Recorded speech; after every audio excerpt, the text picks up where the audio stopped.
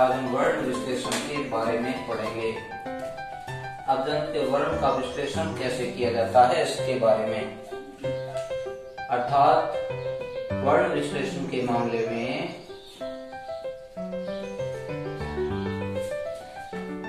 जिस प्रकार से कुछ संयुक्त वर्ण होते हैं, संयुक्त वर्ण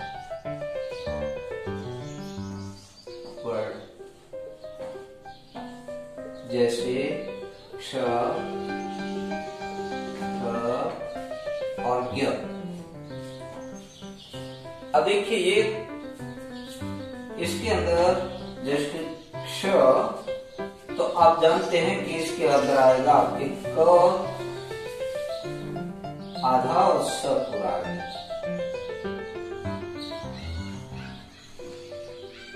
वैसे ही त्र के अंदर आपके तो आधा आएगा और र पूरा आएगा। य के अंदर आपके ज आधा आएगा और य पूरा आएगा।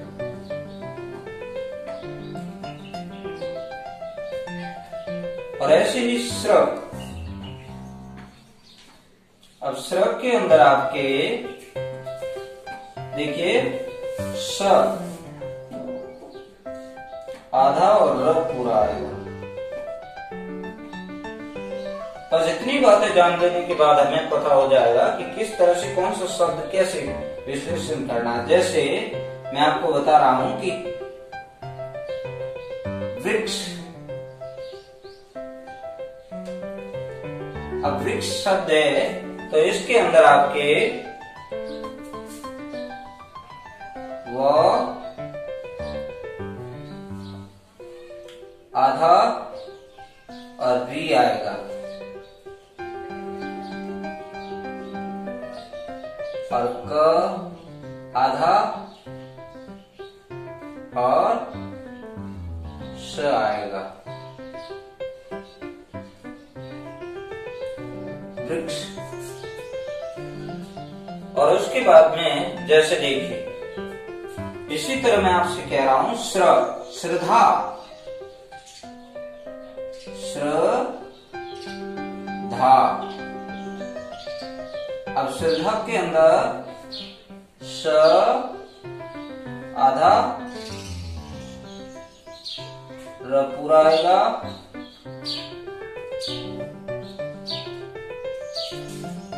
उसके बाद ध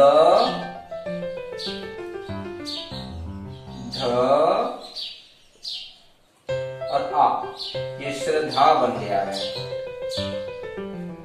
अब देखिए मित्रों, जिस तरह से श्रद्धा शब्द में हम वर्ण विश्लेषण करेंगे तब, क्योंकि ये जो व्यंजन है वो स्वर की सहायता से बोले जाते हैं। अगर वर्ण पूरा करना है तो पहले उसका स्वर का होना जरूरी है, तभी वो व्यंजन पूरा बोला जाएगा। जैसे स, श्र, अब ये संयुक्त व्यंजन होने के कारण इसको स, र, ये तीन मिलने से श्र बनता है। द आधा है, आधा रहेगा। ध, तो ध के साथ में आ, ये स्वर जुड़ने के कारण धा बना है, श्रद्धा। और इसी तरह से जैसे विश्वास, विश्वास। अब आप समझते हैं कि विश्वास में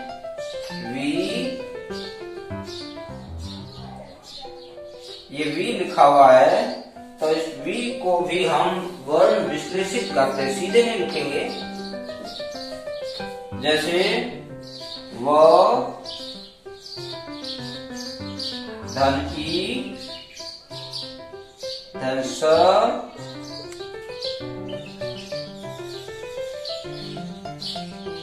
धन व धन आ और धन स, इसके साथ आ जुड़ जाएगा। ये विश्वास हो गया। तो वर्ण को हम विश्लेषित करेंगे तभी पता चलेगा कि किस तरह से होता है। और इसके अंदर भी जिस प्रकार से श्रद्धा है, विश्वास है। कक्षा, कक्षा। अब कक्षा को भी हल करें तो क धन अ फिर क्ष, पहले क्ष कोक्षा बनाना है, यानी क, उसके बाद स आएगा क्योंकि क आधा आएगा, क्ष अ नहीं आ लिखेंगे क्योंकि कक्षा। अब ये बन गया, जैसे ये आपके बन गया क, इन दोनों को मिलाने से ये क बनता है, इन तीनों को मिलाने सेक्षा बनता है, कक्षा। वैसे ही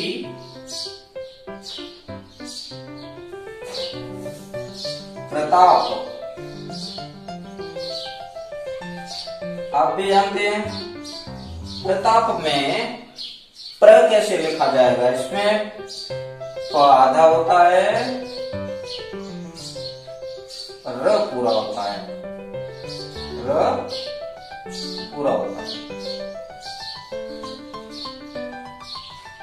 प्र, अब बोलते भी ध्यान रखो, प्र ता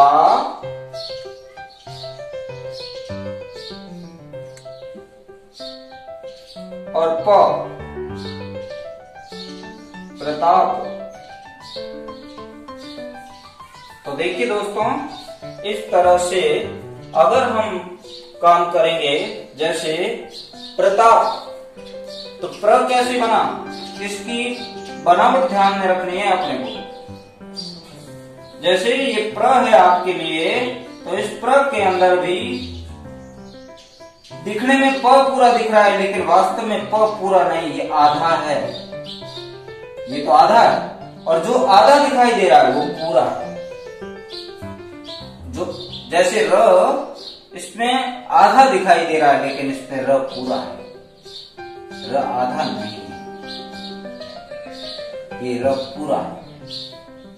और कई बार ये शब्द देखने को मिलता है कि वैसे र कौन कौन से होते हैं, एक र ऊपर वाला होता है, एक र ये जैसे अपन ये रेप वाला, एक ऊपर ऐसे लिखते हैं, वो र आधा होता है, ऊपर वाला आधा होता है, ये वाला आधा होता है और ये होता है पूरा।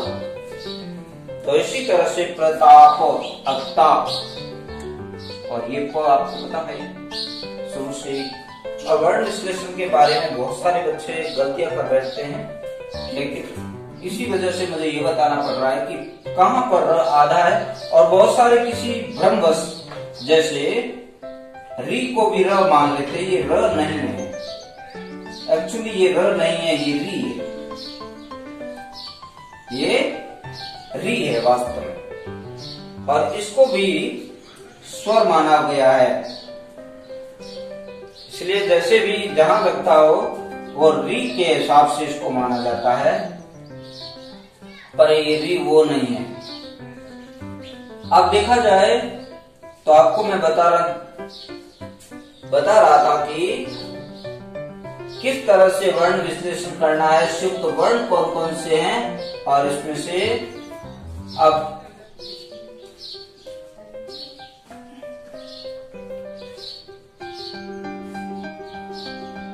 तर्क, ऐसा अगर आ जाता है तो त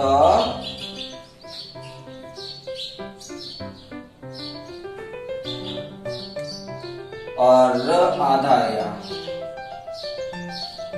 और क यहाँ पूरा है।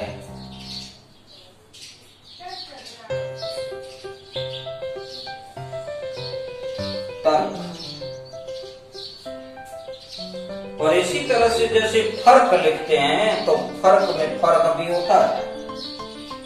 अब देखिए जरा वर्ण विश्लेषण वाली बात मैंने आपसे पहले बता दिया कि किस तरह से वर्ण का विश्लेषण किया जाता है, और ठीक ऐसे ही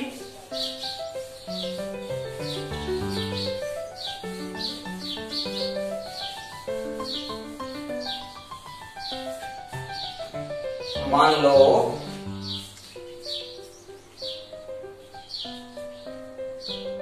वर्णों को अलग अलग करना, वर्णों को अलग अलग करना।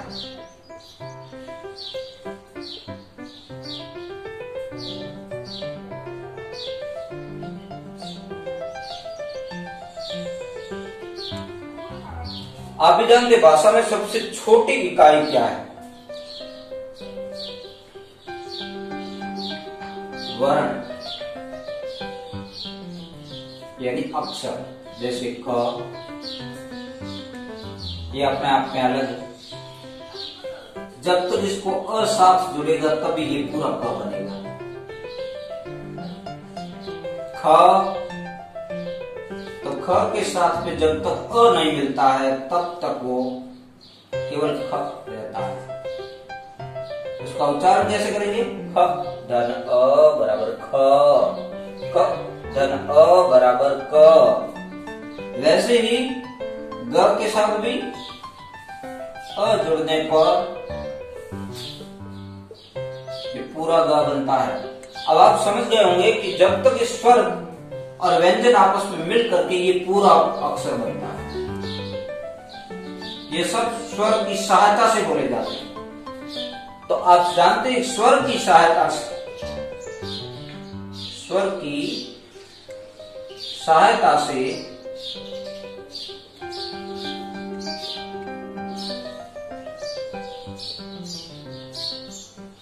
बोले जाते हैं।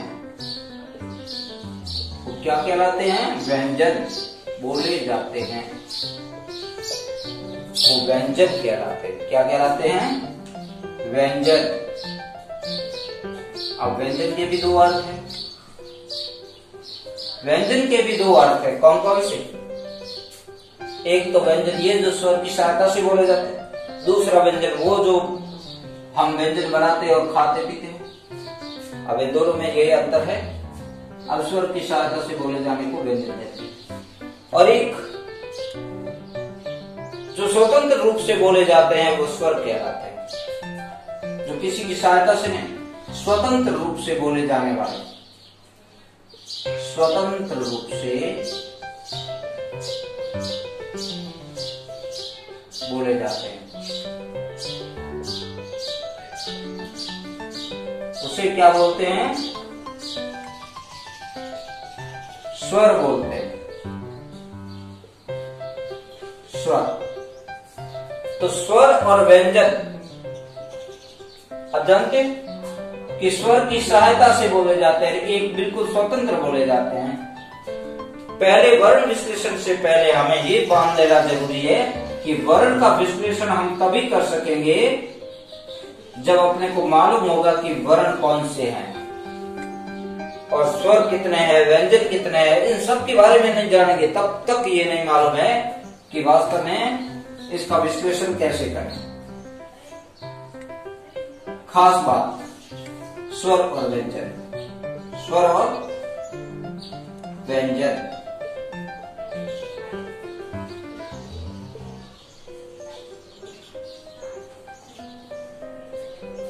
आप जानते हैं स्वर कितने बताए गए हैं?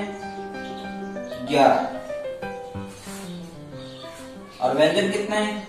33। दोनों को मिलाए तो कितने बनते हैं? 44।